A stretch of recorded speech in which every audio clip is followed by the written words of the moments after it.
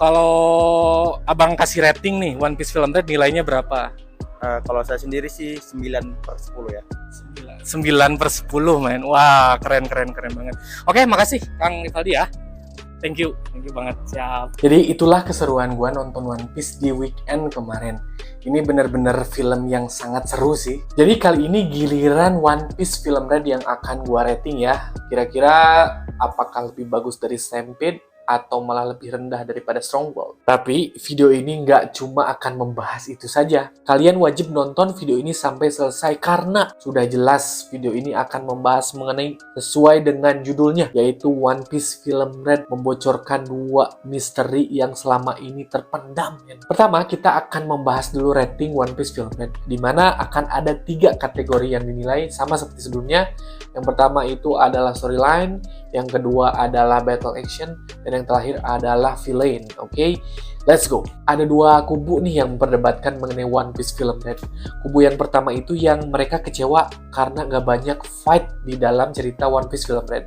Selain itu, mereka juga agak terganggu dengan nyanyi-nyanyian Uta yang hampir sealbum lah. Lalu kubu yang lainnya lebih memilih untuk menerima apa adanya One Piece Film Red, yang sebetulnya itu bisa dinikmati juga loh. Karena kalau menurut gua filmnya cukup bagus kok. Ya emang sih gua ngerasa bosen karena setengah durasi awal itu diisi nyanyi-nyanyian Uta yang sampai sealbum. Tapi di setengah durasi akhir itu benar-benar menutup semua kebosanan gua men, karena gila itu bagus banget. Storyline yang paling menonjol menurut gua adalah ketika terbongkarnya tuh si insiden asli yang ditutupi di kerajaan Elgia, dimana waktu itu yang dituduh adalah Akagami Pirates, padahal sebetulnya bukan. Pelaku sebenarnya dari kejadian tersebut adalah Tot Musika, dimana Tot Musika ini ketrigger sama nyanyian Uta di kerajaan Elgia. Feel-nya benar-benar dapet sih. Jadi kalau kalian itu ngebandingin One Piece Film Red dengan Stampede, kalian pasti kecewa lah, karena sudah jelas-jelas pendekatan juga berbeda. One Piece Film Red itu lebih menekankan feel dan storyline-nya dari masa lalu si Uta. Sedangkan One Piece Film Stampede itu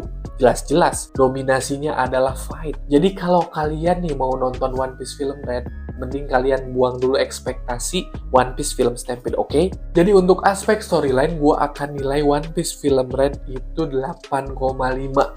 Untuk battle actionnya sebetulnya gue cukup terhibur kok. Ya memang sih nggak seperti One Piece Stampede di mana 3/4-nya diisi oleh baku hantam semua. Yang bikin gue menarik dari battle actionnya itu keterlibatan karakter-karakter seperti Katakuri dan pasukan Big Mom lainnya. Dari Marine ada Kobe, ada Fujitora, ada Kizaru, dan juga tentunya Straw Hat dan juga Luffy versi Gear 5 man. Dan yang paling epic of the epic adalah ketika Shanks mengeluarkan Advance Conqueror Haki, di mana ini membuat orang-orang di bawah wakil Admiral itu terkapar. Bahkan Admiral Fujitora dan juga Kizaru juga terpaksa harus menghentikan perang men, karena takut. Jadi nilainya untuk battle action itu cukup 8,5. Dan yang terakhir dari segi villain, Uta dari segi desain bagus, suaranya juga udah jelas bagus. Lalu secara historical juga cukup oke kok. Dia ceritanya ditemukan di peti harta karun oleh Shanks dan juga krunya.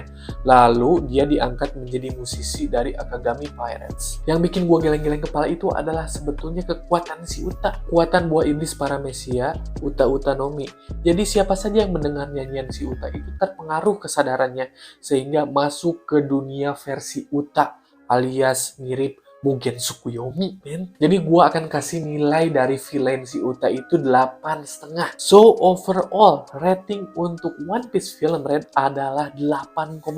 But wait, video ini nggak hanya sampai di sini saja. Kita akan membahas hal mencengangkan sesuai dengan judulnya, di mana sebetulnya One Piece Film Red itu memberi clue dari 2 misteri yang sampai saat ini belum terpecahkan, yaitu asal-usul Shanks dan juga Luffy's Dream. Kalian ingat gak ketika flashback Shanks menemukan Uta di dalam peti harta karun, yang itu juga sebetulnya mengingatkan Shanks bahwa masa lalu mereka itu mirip. Shanks juga dulunya ditemukan di peti harta karun yang ditemukan oleh Roger Pirates man. Uta dan Shanks sama-sama ditemukan di dalam peti harta karun. Mereka berumur ya kurang dari setahun lah kayaknya. Jadi di situ muncullah pertanyaan, kapan sih dan di mana Shanks ditemukan? Kita telusuri. Saat ini post time skip umur si Shanks itu diketahui 39 tahun.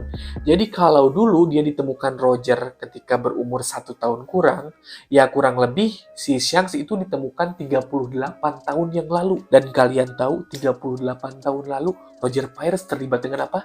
Yap, betul. Roger Pirates terlibat dengan insiden God Valley. Dan apakah kalian tahu siapa saja orang yang terlibat dalam insiden God Valley? Orang yang terlibatnya adalah Rox Pirates, Marine, yaitu pasukan dari God. Yang terakhir juga ada Celestial Dragon. Jadi kemungkinan besar Roger Pirates menemukan peti harta karun berisi bayi Shanks itu adalah ketika tragedi God Valley. Sehingga terciptalah dua opsi asal-usul Shanks. Yang pertama adalah kemungkinannya dia merupakan keturunan dari Rox di Sebek alias kapten dari Rox Pirates. Yang kedua adalah kemungkinannya dia merupakan salah satu keturunan dari Celestial Dragon. Awalnya gue berpikir Shanks memiliki keterkaitan dengan Celestial Dragon, di mana dia diperlihatkan di One Piece episode 887. Dia sangat mudah untuk memasuki kawasan Marijoa di mana dia bertemu dengan Gorosei. Tapi setelah gue lihat ulang One Piece episode 361 di mana terjadi pertemuan antara Shanks dan juga Shirohige, di situ jelaskan bahwa asal-usul Shanks itu adalah dari West Blue. Jadi kemungkinan keterkaitan dia dengan Celestial Dragon itu gugur, men. Jadi opsi satu-satunya yang tersisa adalah Shanks kemungkinan merupakan keturunan dari Rox di Sebek. Walaupun ini sebetulnya belum terkonfirmasi secara langsung sih. Gimana menurut kalian? Dan yang kedua, yang nggak kalah pentingnya adalah One Piece Film Red itu ngasih clue mengenai Luffy's Dream. Uta akhirnya memberitahu ke Luffy mengenai tujuan dia sebenarnya. Dia mempunyai tujuan untuk merubah era bajak laut. Dia ingin memusnahkan seluruh bajak laut menggunakan kekuatannya. Lalu Luffy memberitahu juga kepada Uta bahwa sebenarnya dia juga ingin merubah era. Ketika mendengar itu gue agak terdiam, men. Minggu lalu di One Piece chapter 1060 kita diberitahu bahwa sebetulnya Luffy memiliki impian yang ingin dia capai. Hal itu benar-benar ngebuat seluruh nakamanya kaget. Jadi setelah gue mendengar dialog tersebut di mana Luffy memberitahu Uta bahwa dia ingin merubah era, jangan-jangan ini adalah clue yang Oda kasih, men. Balik lagi di chapter 1060 bahwa sebelum mencapai impiannya, Luffy harus menjadi bajak laut dulu. Kalian mesti ingat juga bahwa dulu sebelum Roger dieksekusi, dia berhasil membuat dunia memasuki era bajak laut. Dan itu dia lakukan ketika dia sudah menjadi raja bajak laut. Jadi merubah era ini merupakan suatu pola yang sama antara mimpi dari Roger dan juga Luffy. Kalian ingat kan ketika Ace menyampaikan mimpinya Luffy kepada Yamato? Yamato kaget karena mimpi Luffy itu sama dengan mimpinya Roger yang dia ketahui dari jurnal Oden. Oke, kita dapat satu kata kunci nih mengenai merubah era. Tapi masalahnya merubah era seperti apa? Sesuai dengan kekuatan sejati Luffy, yaitu Sun God Nika atau God of Liberation alias Dewa Pembebasan. Dan kita selama ini tahu bahwa tujuan Luffy menjadi Raja Bajak Laut adalah untuk mencapai kebebasan yang sebenarnya. Dari situ kita dapat kata kunci kedua yang adalah bebas. Jika kita menyimpulkan dua kata kunci tersebut, kita dapat menyimpulkan bahwa Luffy ingin merubah era di mana seluruh orang di dunia dapat mencapai kebebasan yang sebenarnya. Kebebasan mendapatkan hak semestinya, kebebasan mendapatkan makanan sepuasnya, kebebasan melakukan pesta sepuasnya, dan juga kebebasan untuk menentukan jalan hidupnya masing-masing, termasuk menjadi bajak laut. Yap, Luffy dipastikan harus merubah konsep dan juga persepsi orang-orang bahwa bajak laut itu sebenarnya dapat diartikan sebagai orang yang berlayar menuju kebebasan. That's why untuk mewujudkan cita-citanya tersebut, Luffy harus dipastikan untuk menyandang gelar Raja Bajak Laut terlebih dahulu. Gimana menurut kalian? Komen di bawah ya.